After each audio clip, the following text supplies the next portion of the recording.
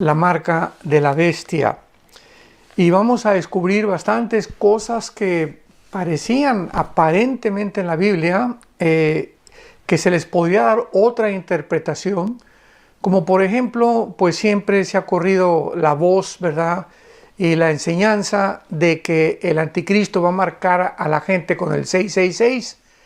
Y vamos a descubrir que no va a ser el anticristo el que va a marcar a la gente, sino el falso profeta. Esto es muy importante.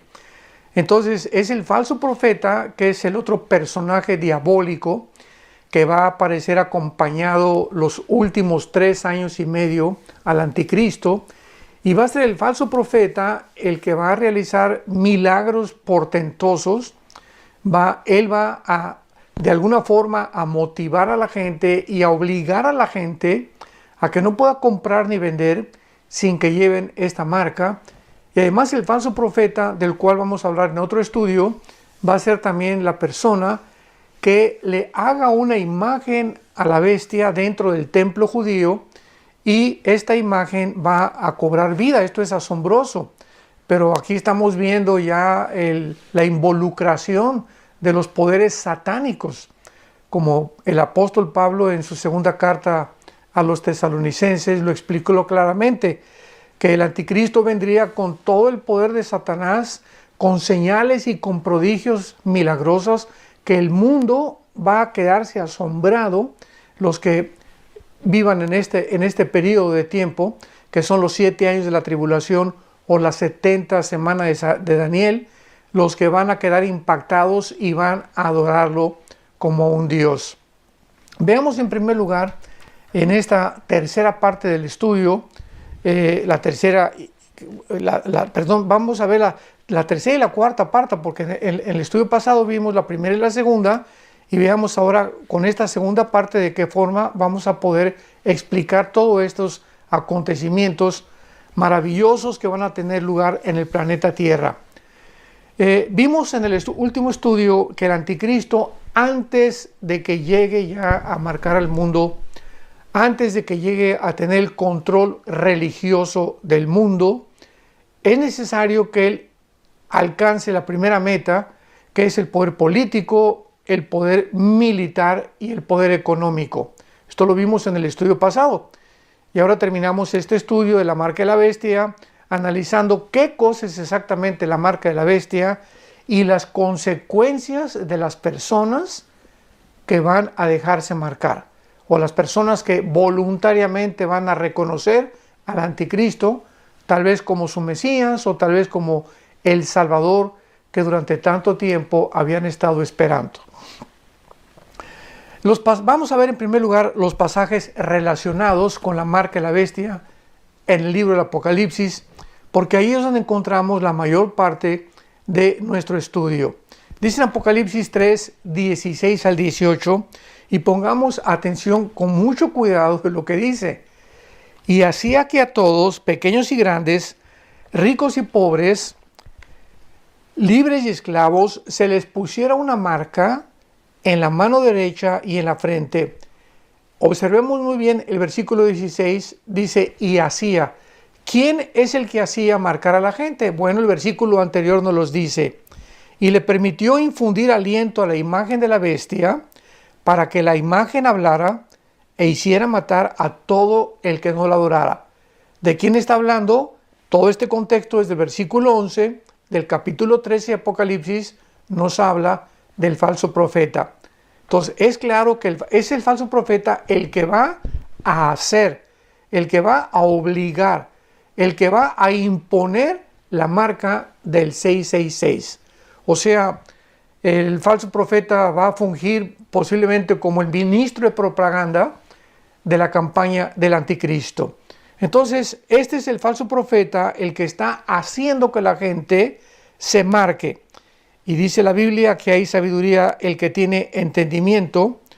Cuente el número de la bestia, porque es el número de hombre, y su número es 666. O sea, el 666. Como ya vimos en el estudio pasado, el número 6 es el número que se usa para representar al ser humano. ¿Por qué?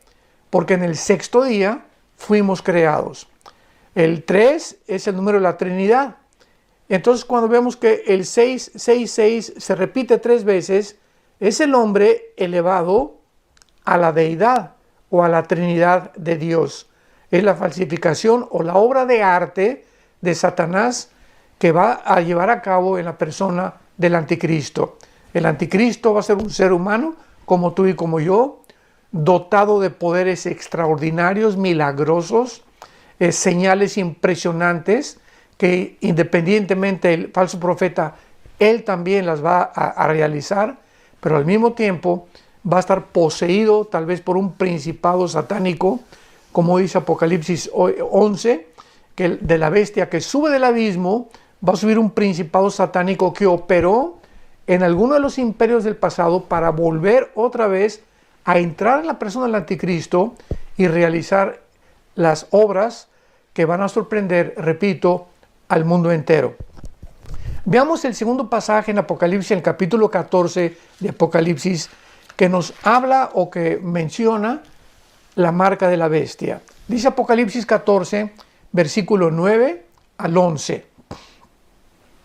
Y el tercer ángel lo siguió, diciendo a gran voz: si alguno adora a la bestia y a su imagen, y recibe la marca en su frente o en su mano, él también beberá del vino de la ira de Dios, que ha sido vaciado puro en el cáliz de su ira, y será atormentado con fuego y azufre delante de los santos ángeles y del Cordero. Y el humo de su tormento sube por los siglos de los siglos, y no tienen reposo de día ni de noche los que adoran a la bestia y a su imagen, ni nadie que reciba la marca de su nombre. Este pasaje lo vamos a ver más adelante. Está hablando de las consecuencias tan graves de las personas que recibirán esta marca de la bestia. Y veamos el otro pasaje en el capítulo 15 del libro del Apocalipsis, versículo 2. Vi también como un mar de vidrio mezclado con fuego, y a los que habían alcanzado la victoria sobre la bestia y su imagen, y su marca y el número de su nombre, en pie sobre el mar de vidrio con las arpas de Dios. Aquí este pasaje nos describe claramente a todos aquellos que no se dejaron marcar, y la Biblia los retrata, los coloca enfrente del mismo trono de Dios, ya descansando completamente, porque son los que murieron como mártires. No quisieron e impidieron adorar al anticristo y no recibieron la marca de la bestia. Y el penúltimo pasaje está en el capítulo 16 del Apocalipsis, versículo 2. Fue el primero y derramó su copa sobre la tierra, y vino una úlcera maligna y pestilente sobre los hombres que tenían la marca de la bestia y que adoraban a su imagen. Aquí estamos hablando del juicio de las copas, que es los últimos 7 juicios de Dios, y de qué forma estas personas que se dejaron marcar van a sufrir de una forma terrible, al contrario de los que no se dejaron marcar, que van a morir, lo vamos a ver también, como decapitados o como mártires, pero estarán en la presencia de Dios. Y el penúltimo pasaje está en Apocalipsis 19, versículo 20, y dice así, Apocalipsis 19, 20, y la bestia fue apresada, y con ella el falso profeta, que había hecho de delante de ella las señales con las cuales había engañado a los que recibieron la marca de la bestia y habían adorado su imagen. Estos dos fueron lanzados vivos dentro de un lago de fuego que arde con azufre. Aquí finalmente el Espíritu Santo nos muestra de qué manera el falso profeta y el anticristo van a ser apresados y van a también a ir acompañándolos todos ellos, los que recibieron la marca de la bestia. Y finalmente el último pasaje en Apocalipsis que habla acerca de la marca de la bestia es el capítulo 20, versículo 4. Y vi tronos, y se sentaron sobre ellos los que recibieron facultad de juzgar. Y vi las almas de los decapitados. Esto es importante, porque esta palabra decapitados, plequizo en el original griego, implica que les cortaron la cabeza.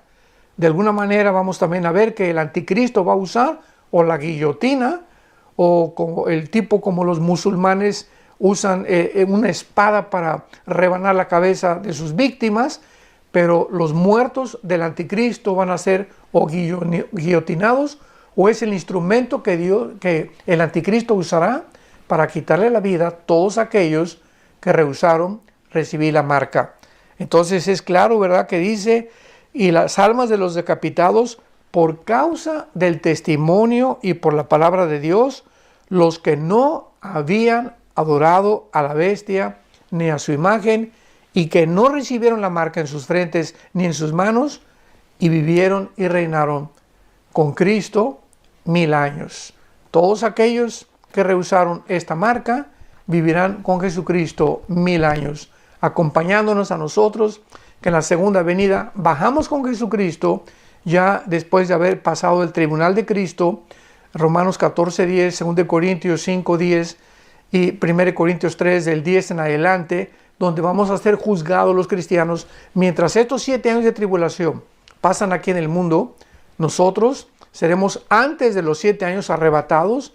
Ya estamos a punto de que este evento se lleve a cabo, y mientras los 7 años pasan aquí en el mundo, nosotros arriba en el cielo estaremos siendo juzgados para recibir las 5 coronas que menciona el Nuevo Testamento: la corona de la vida, la corona de los que soportaron la tentación, etcétera, etcétera, la corona de los mártires. Y después de que pasemos el tribunal de Cristo, pasamos a las bodas del Cordero. Apocalipsis capítulo 19, y ahí lo dice claramente de una forma cronológica: después de las bodas del Cordero, baja Jesucristo en su caballo blanco, con las manchas, con su ropa manchada de sangre, y nosotros le acompañamos para establecer aquí en el mundo su reino milenial, o el reino mesiánico, o el reino que se le prometió a David. Este es el reino de los 1000 años. Después de los 1000 años, después de este milenio, viene el reino eterno, que ya es Apocalipsis 21 y Apocalipsis 22. Ya es el reino donde estaremos en la Nueva Jerusalén, que bajará del cielo. Y aquí vamos a vivir durante toda la eternidad, y de aquí tal vez seremos enviados a otras galaxias, o a los cielos nuevos y a la nueva tierra que Dios creará, y tendremos diferentes funciones y papeles que ya la Biblia ya no nos revela. Muy bien. Ahora veamos en este capítulo 13 del libro de Apocalipsis, donde por primera vez se menciona la marca de la bestia, y de qué forma el anticristo obligará al mundo a ser marcado. Este pasaje ya vemos que se refiere al falso profeta y no al anticristo. Y veamos las razones de por qué. En primer lugar, aquí dice en el versículo 3 del capítulo 13: vi una de sus cabezas como herida de muerte, pero su herida mortal fue sanada, y se maravilló toda la tierra en pos de la bestia. Aquí se está describiendo que el anticristo va a sufrir una herida mortal. Y esta, en las palabras en el original griego, es la palabra spaso, con S de Samuel, P de Pedro, A, Z, O, con H intermedia, spaso. Y es la misma palabra que se usa en Apocalipsis 5 para describir las heridas que Jesucristo sufrió. O sea, heridas de clavos, heridas de espada, ¿verdad? Cuando le atravesaron, el centurión atravesó el costado del lado izquierdo hacia el lado derecho, los clavos en los pies. Entonces, es la misma palabra que describe heridas de arma blanca, para que pudiéramos ser un poco más, ampliar un poco más el vocabulario. Va a ser herido con un puñal o con una espada del anticristo que le va a quitar la vida. Y dice el versículo 14: y engaña a los moradores de la tierra. Y aquí está ya hablando del falso profeta, que está engañando a los moradores de la tierra con las señales que se le ha permitido hacer en presencia de la bestia, o sea, del anticristo. O sea, el falso profeta va a ser un líder religioso que no va a ser el Papa. Porque el papado, lo vamos a ver, va a ser muy interesante esto. Cuando acabe el próximo domingo vamos a abarcar otros temas de la marca de la bestia, porque vamos a estar desarrollando todo esto durante varias series. Pero una de las series que se va a llamar acerca del papado, o si es el papa el anticristo o el falso profeta, no lo es. Porque los primeros 3 años de la tribulación, los primeros 3 años y medio de la tribulación, se describe a un sistema religioso en el capítulo 17 como la gran ramera. Y este sistema religioso sí es el papado. Repito, los primeros 3 años de la tribulación, algún papa, no sabemos si sea Francisco todavía, yo lo dudo porque ya tiene casi 80 años, y si la tribulación viniera el mes que entra o dentro de 6 meses, él llegaría a los 86 años y no podría soportarlo. Él tiene una enfermedad muy, muy seria de sus pulmones, ¿verdad? Estamos orando por su salvación de Francisco, pero en fin, ya sea Francisco o el papa que siga Francisco, va posiblemente a encabezar este sistema religioso de la gran ramera. A los 3 años y medio, la Biblia dice en Apocalipsis 17 que el gobierno del anticristo, que va a estar formado por 10 naciones, representadas por los 10 dedos de la estatua de Nabucodonosor y los 10 cuernos de la bestia, en Apocalipsis 12, en Apocalipsis 13 y en Apocalipsis 17, estos 10 cuernos representan la última forma de la confederación política que va a sostener al anticristo, y cuando estos 10 países, 5 del occidente y 5 del oriente, se unan en un G10, de uno de ellos, dice Daniel capítulo 7, de uno de ellos surgirá el anticristo. Estos 10 gobiernos o esta confederación política le van a entregar al anticristo el poder de estas 10 naciones.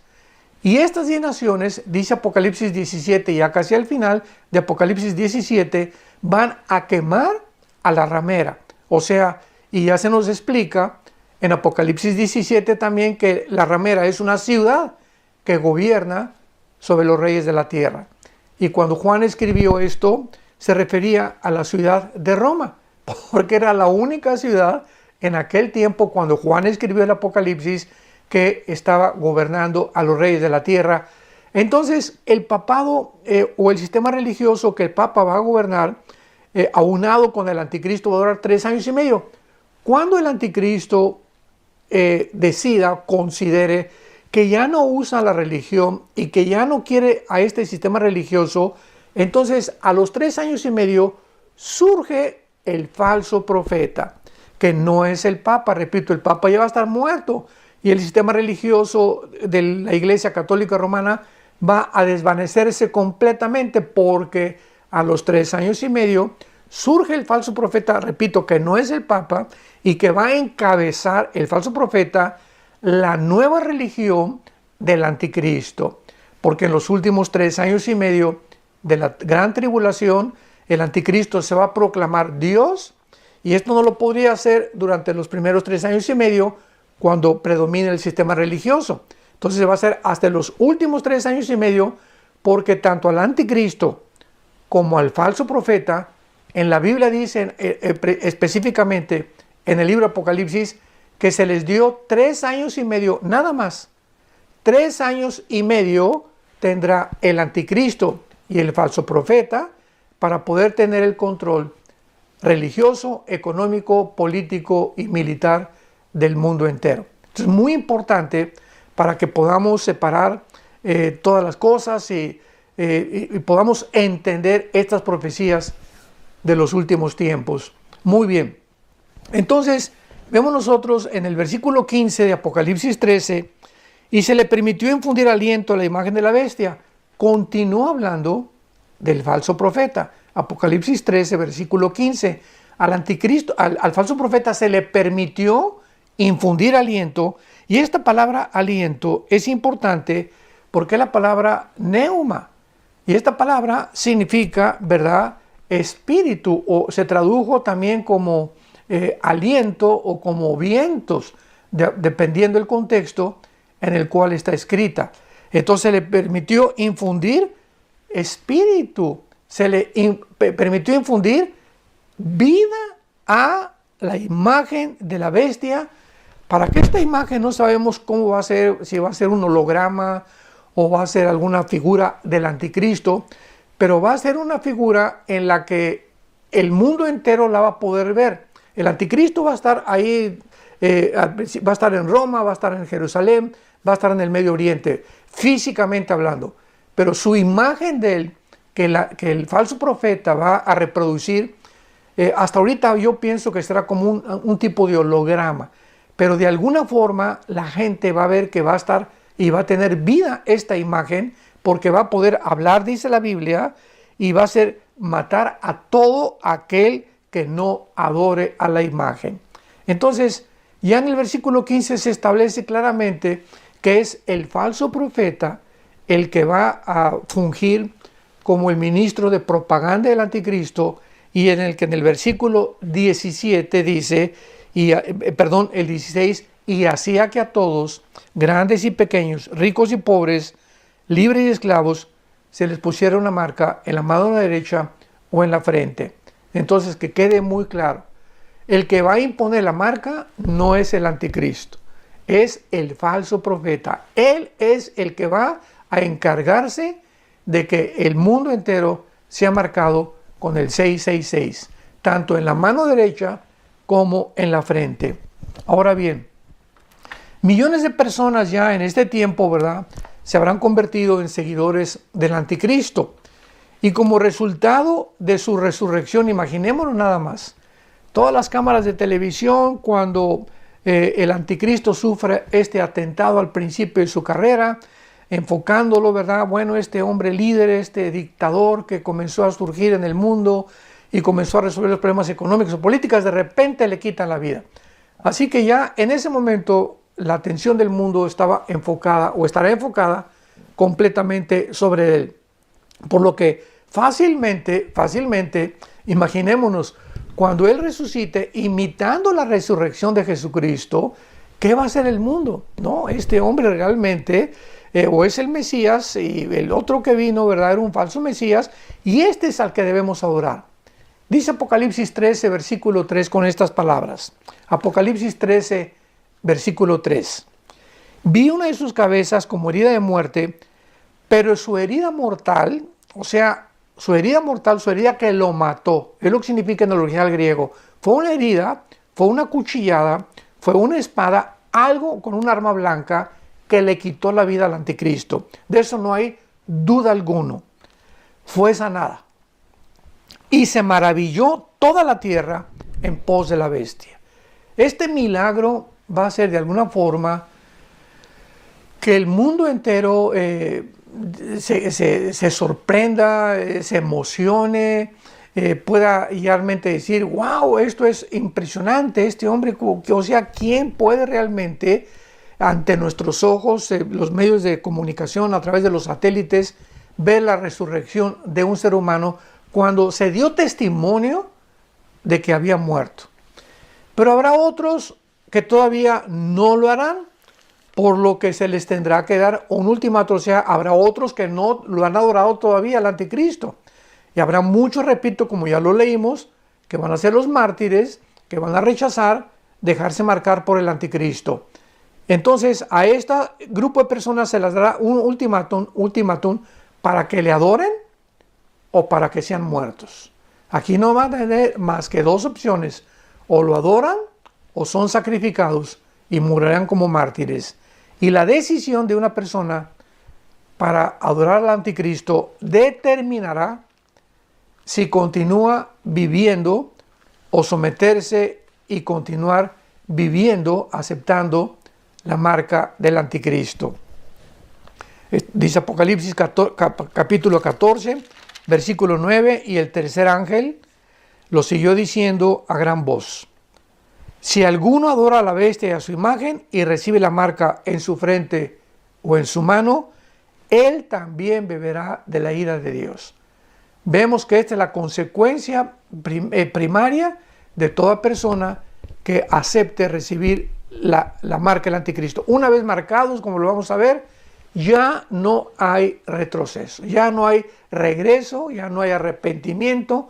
Una vez que una persona en este tiempo acepte la marca del anticristo, ya no podrá impedir su condenación porque ha firmado su destino eterno.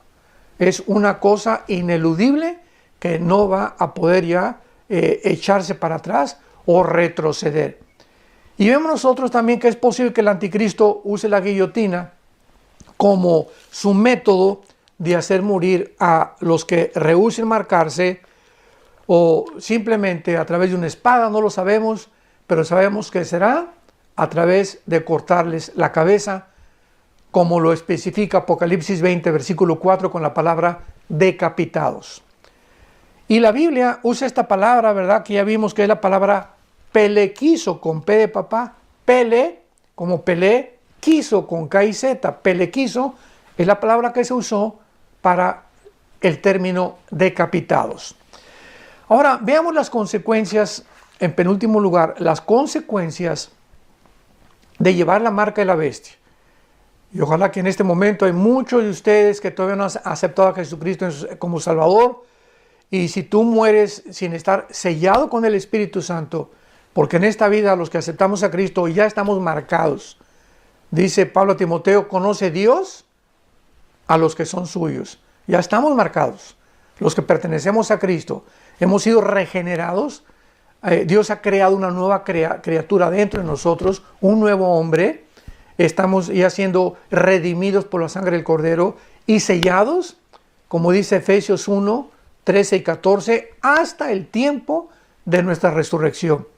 O sea, cuando una persona recibe a Cristo, recibe un sello, que es el Espíritu Santo, que implica propiedad y protección.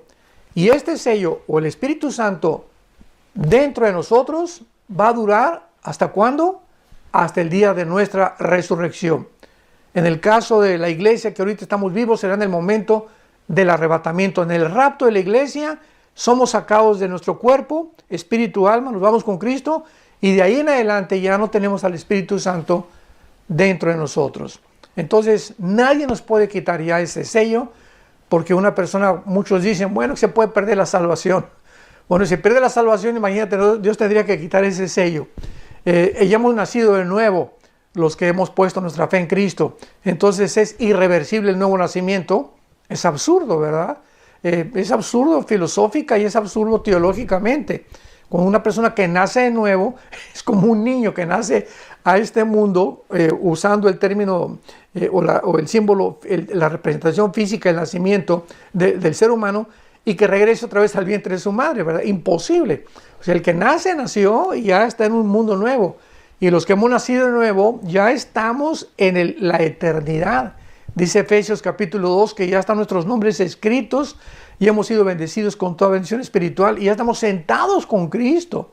Dice Romanos 6 que cuando Cristo murió, morimos junto con Él.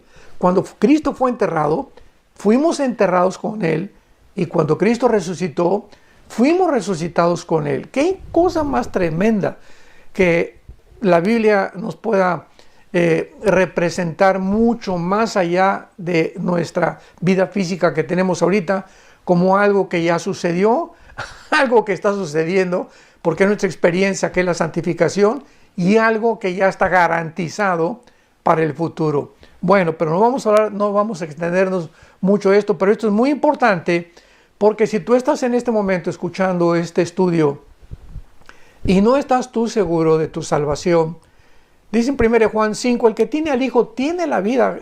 La Biblia nos dice que si tienes a Cristo, tienes la vida, pero no la vida física temporal, que algún día se va a acabar, porque está establecido que todos muramos algún día, Hebreos 9:27, sino la vida eterna. Si tienes a Cristo, tienes la vida eterna. ¿Cómo la puedes tener? Creyendo en este momento lo que Él hizo en esa cruz. En esa cruz Cristo lleva tus pecados y lleva mis pecados en su cuerpo. Y lo que nosotros no podíamos pagar, lo paga Él con su sangre, con su vida. Somos enterrados con Él, resucitados con Él, para una vida nueva y garantizada nuestra salvación eterna. Recibe a Cristo en este momento como tu Señor y Salvador, porque escucha las consecuencias, que si viene el rapto de la iglesia, donde millones de cristianos vamos a desaparecer y tú te quedas en este mundo, vas a llorar, porque te vas a arrepentir y vas a dar cuenta que era verdad lo que la Biblia decía, que fueron palabras fieles y verdaderas las que Jesucristo nos dejó, para que cuando acontecieran estas cosas recordáramos que Él nos los dijo con anticipación. Pero veamos estas consecuencias en primer lugar. Todas las personas que reciban la marca de la bestia, van a tener algunos beneficios. Se van a salvar de que les corten la cabeza, la cual para ellos será un gran incentivo. No, pues yo prefiero, ¿verdad?, que me marquen a que me corten la cabeza. Quiero seguir viviendo. En segundo lugar, serán reconocidos oficialmente como adoradores del anticristo y serán honrados posiblemente porque están siguiendo al anticristo. En tercer lugar, podrán comprar y vender todo lo que quieran. Ya podrán decir, si acepto la marca, voy a poder ir al mercado, voy a poder seguirle dando comida a mis hijos, voy a poder vender, voy a poder sobrevivir. Y mejor prefiero que me marquen a morirme de hambre o no poder tener ya que comer. Podrán también, los que reciban la marca, tener una identificación oficial o digital, que posiblemente sea la marca, que los conectará con todos los servicios globales que habrá en ese tiempo. O sea, estamos hablando de servicios médicos, empleos, usar los bancos, poder viajar, educación pública. Todo esto podrán gozar todos aquellos que se dejen marcar. Sin embargo, ¿qué consecuencias hay de no llevar la marca? No serán decapitados, pero experimentarán el dolor de la primera copa del juicio. Dice Apocalipsis 16:2. Fue el primero y derramó su copa sobre la tierra, y vino una úlcera maligna y pestilente sobre todos los hombres que tenían la marca de la bestia y que adoraban a su imagen. ¡Qué terrible! Ok, pues ya vas a poder comprar y vender, pero en cuanto comiencen a caer los juicios de Dios, serás partícipe de una especie como de sarna. Si ahorita el coronavirus ha puesto de cabeza al mundo y sabemos que el 0.05%, o sea, 1 de cada 100 que le da este famoso contagio se muere, o sea que hay muy pocas probabilidades realmente que una persona se muera por contraer el COVID-19. Imaginémonos en el tiempo de la tribulación, dice la Biblia que recibirán una úlcera maligna y pestilente, o sea, como una especie de sarna que no va a tener cura ni medicina y que va a atormentar a las personas que experimentaron la marca de la bestia. En segundo lugar, serán atormentados con fuego en la presencia de los ángeles y del Cordero. Dice Apocalipsis 14, versículo 10, él también beberá el que reciba la marca en la frente o en su mano, del vino de la ira de Dios, que ha sido vaciado puro en el cáliz de su ira, y será atormentado con fuego y azufre delante de los santos ángeles y del Cordero.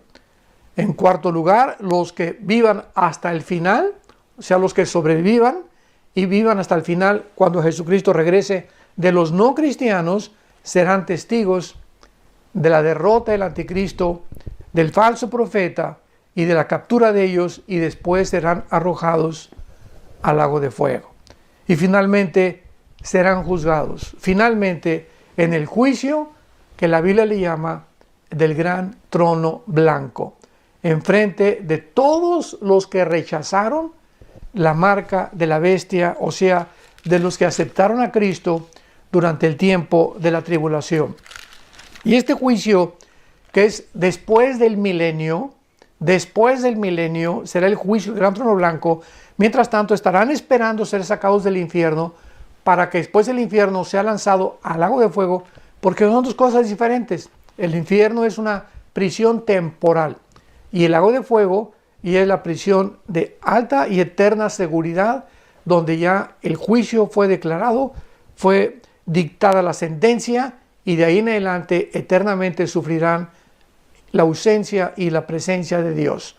Y dice Apocalipsis 20, versículo 11, refiriéndose a este juicio que es para todos los incrédulos.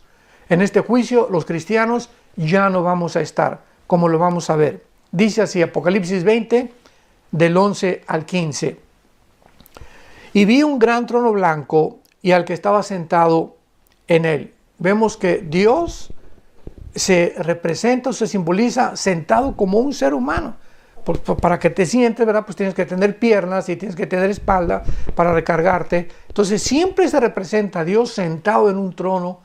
Y Pablo le dijo a Timoteo que estaría Cristo también, porque Cristo será finalmente el juez final de la humanidad.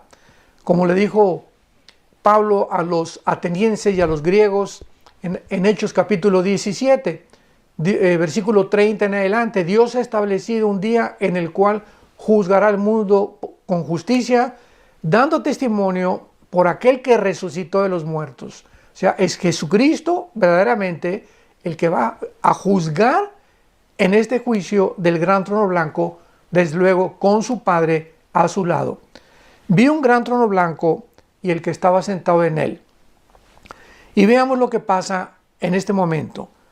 De delante del cual, o sea, de delante en ese momento del Padre y del Hijo, huyeron la tierra y el cielo, y ningún lugar se encontró para ellos. Por eso sabemos que este juicio tiene lugar cronológicamente después del milenio, porque es hasta después del milenio cuando son creados los cielos nuevos y la tierra nueva.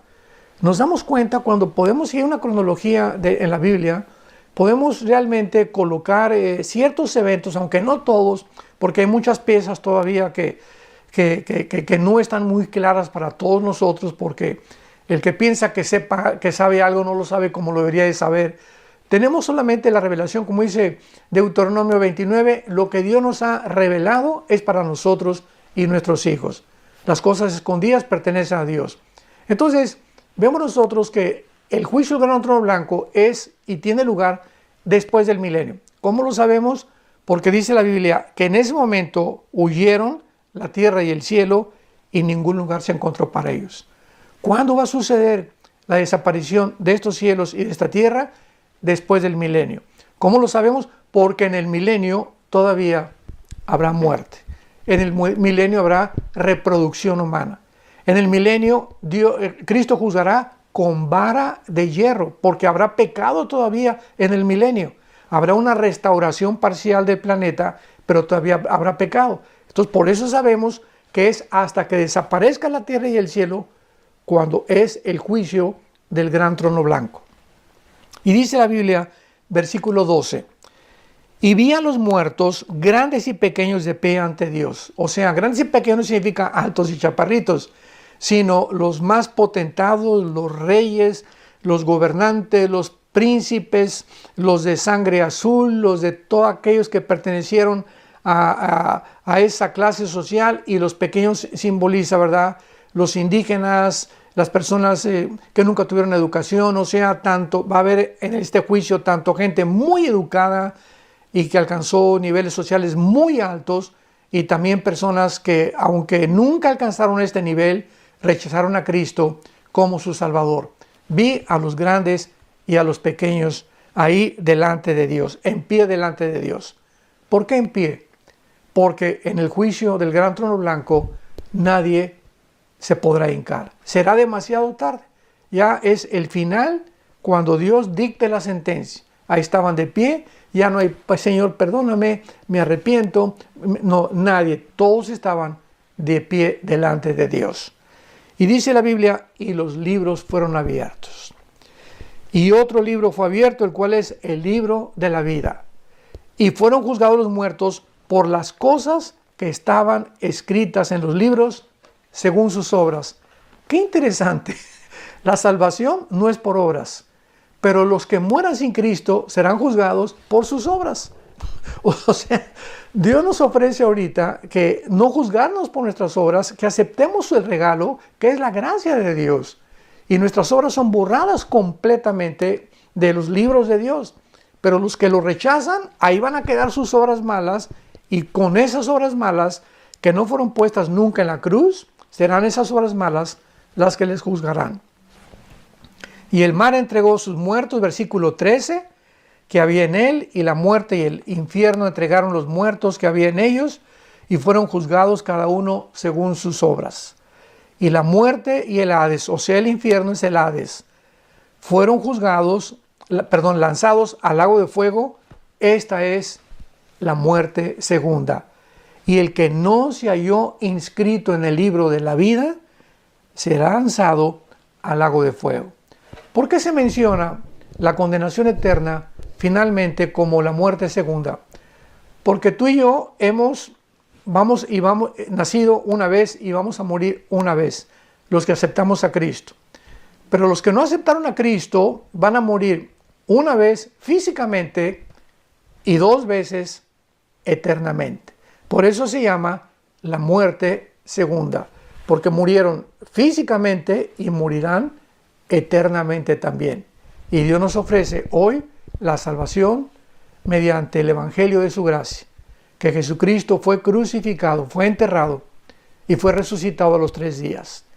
Y si tú quieres poner tu fe en Él en este momento, simplemente acepta este mensaje de la cruz, recíbele como tu Señor y como tu Salvador, y tendrás la vida eterna. Que Dios te bendiga.